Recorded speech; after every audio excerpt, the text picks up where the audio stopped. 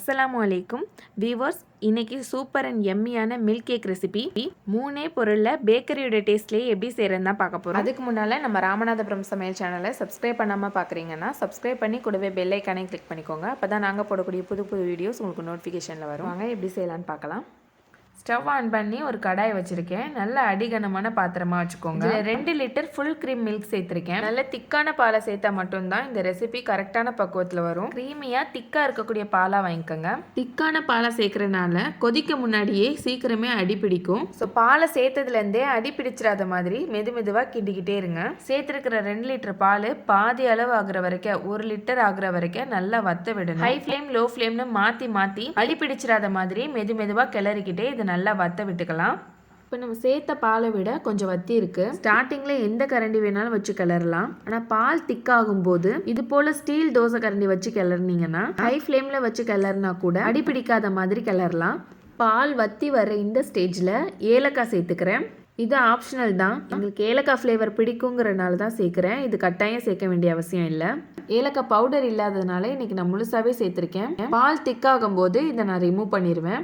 இது இப்படியே முழுசாக இருந்தது அப்படின்னா பால் திக்காகி லாஸ்ட்டாக பீஸ் போடும்போது நமக்கு டிஸ்டர்பன்ஸாக இருக்கும். ஸோ நீங்களும் ஏலக்காய் சேர்க்குறீங்க அப்படின்னா ஏலக்காய் பாலோடு சேர்ந்து கொதிச்சு ஃப்ளேவர் இறங்கிட்டாலே அதை ரிமூவ் பண்ணிடுங்க. பார்த்தாலே தெரியும் பால் நல்லா பாதி அளவாயிடுச்சு. இப்போ அடுத்ததாக இதில் எலுமிச்சை சேர்க்கணும். அதுக்கு முன்னால் நான் ஏலக்காயை எடுத்துடுறேன். இப்போ பால் இந்த மாதிரி திக்கான பிறகு இது திரியாக வர்றதுக்காக இதில் பாதி எலுமிச்சை ஜூஸ் சேர்க்கணும். ஏற்கனவே எலுமிச்சையில் உள்ள விதையெல்லாம் எடுத்துட்டேன். இப்போ இந்த பாதி எலுமிச்சையோட ஜூஸை நல்லா பிழிஞ்சு விட்டுக்கிறேன். எலுமிச்சை சாறு சேர்த்த பிறகு பால் திரியாக வந்து நல்லா திக்காக ஆரம்பிக்கும். ஃப்ளேமை லோ மீடியம் ஃப்ளேம்லேயே வச்சு அடிப்பிடிச்சிடாத மாதிரி கிளறிக்கிட்டே இருக்கணும். இப்போ வீடியோ பார்த்தாலே தெரியும் எலுமிச்சை சேர்த்ததுனால பால் திரியாக கரெக்டாக வந்திருக்கு. இந்த அளவுக்கு திக்காக இருக்கும்போது கண்டிப்பாக லோ ஃப்ளேம்லேயே தான் வச்சு கிளறணும், இல்லாட்டி அடி பிடிச்சிரும். இப்போ அடுத்ததாக இதில் சுகரை சேர்த்துக்க போகிறேன். 2 லிட்டர் பாலுங்கிறனால 200 கிராம் சுகர் சேர்க்குறேன். இது கம்மியான அளவும் இல்லை, அதிகமான அளவும் கிடையாது, கரெக்டான அளவு. இதுக்கும் மேலே நீங்கள் அதிகமாக சுகர் சாப்பிடுவீங்கன்னா 50 கிராம் சேர்த்துக்கலாம். அதுக்கு மேலே அதிகப்படுத்தினா திகட்டிடும். சுகர் சேர்த்த பிறகு சுகர் மெல்ட் ஆகி பால் கொஞ்சம் தண்ணி ஆகும். பால் திக்காகி பால்கோவா போல திரண்டு வர அடி பிடிச்சிடாத மாதிரி கிளறிக்கிட்டே இருக்கணும். இப்போ பார்த்தாலே தெரியும் பால் நல்லா வத்தி ஹல்வா மாதிரி திரண்டு வந்துருச்சு. நல்லா திக்காகி வர இந்த ஸ்டேஜில் ஸ்டவ் ஆஃப் பண்ணி ட்ரேக்கு மாற்றிடலாம். பேக்கரியில் நிறைய குவான்டிட்டியில் பண்ணுவாங்க. குவான்டிட்டி நிறையா இருக்கும்போது ட்ரேயில் சூடு ஆறாமல் அதிக நேரம் இருக்கும். சூடு ரொம்ப நேரம் இருக்கிறத பொறுத்து தான் மில்க் கேக்கோட கலர் ப்ரௌன் கலரில் கிடைக்கும். இன்றைக்கி நான் கம்மியான குவான்டிட்டியில் பண்ணியிருக்கனால ட்ரேக்கு மாற்றும் போது சீக்கிரமே ஆறிடும். அதனால இன்றைக்கி நான் ஏர்டைட் கண்டெய்னர் எடுத்திருக்கேன். இதில் முன்னாடியே ஆயில் அப்ளை பண்ணி வச்சுருக்கேன். ஆயில் அப்ளை பண்ணிட்டு சேர்க்கும் போது நமக்கு ஒட்டாமல் கிடைக்கும். ஸ்டவ் ஆஃப் பண்ண உடனேயே நல்லா ஹீட்டாக இருக்கும்போது இதில் சேர்த்துடணும்.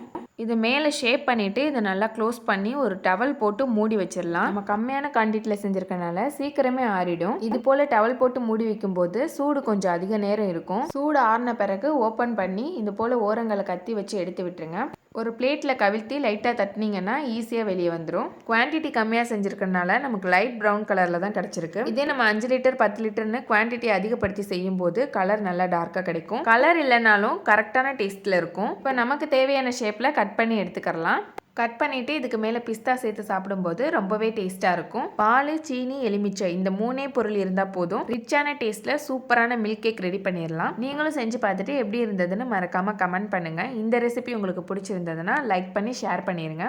இது போல் சூப்பரான ரெசிபிஸை தொடர்ந்து பார்க்க நம்ம ராமநாதபுரம் சமையல் சேனலை சப்ஸ்கிரைப் பண்ணி கூடவே பெல் ஐக்கானை கிளிக் பண்ணிக்கோங்க. அப்போ தான் நாங்கள் போடக்கூடிய புது வீடியோஸ் உங்களுக்கு நோட்டிஃபிகேஷனில் வரும். இன்ஷா அல்லாஹ் சூப்பரான ரெசிபியோட நெக்ஸ்ட் வீடியோவில் பார்ப்போம். அஸ்ஸலாமு அலைக்கும்.